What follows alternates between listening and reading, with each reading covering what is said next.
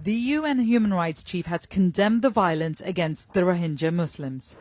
Zaid Rad al-Hussein is demanding an end to Myanmar's military operation. The situation remains, or seems, a textbook example of ethnic cleansing.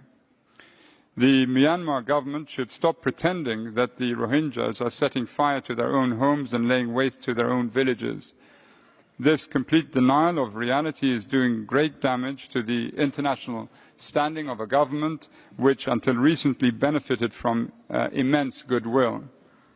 I call on the government to end its current cruel military operation with accountability for all violations that have occurred and to reverse the pattern of severe and widespread discrimination against the Rohingya population. The UN says more than 300,000 people have fled to Bangladesh in the past 3 weeks, joining the 400,000 that were already in the country. Almost everyone at this makeshift camp has a story of how they survived an attack or how they lost a member of the family. In front of my paddy field, the military shot my uncle and killed him.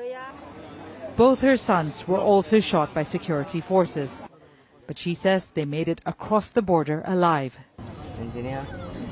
Like this man. The military came to my village and burnt down my house. They shot me when I was running away. He tells us it's a miracle he's standing here. His relatives carried him throughout the 12-day journey to Bangladesh. Muhammad Ali arrived here nearly a year ago after his village was attacked.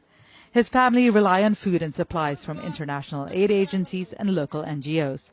But that help has now dried up.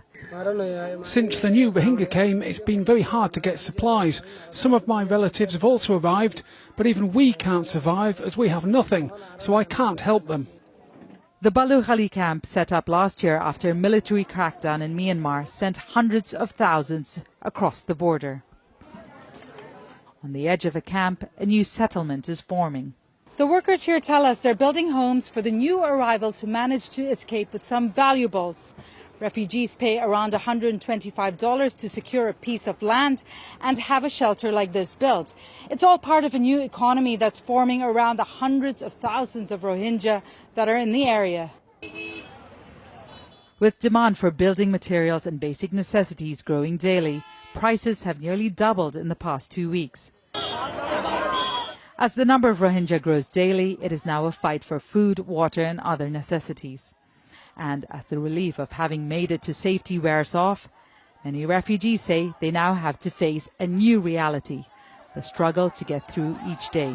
Divya Gopalan, Al Jazeera, Balukhali Camp, Bangladesh.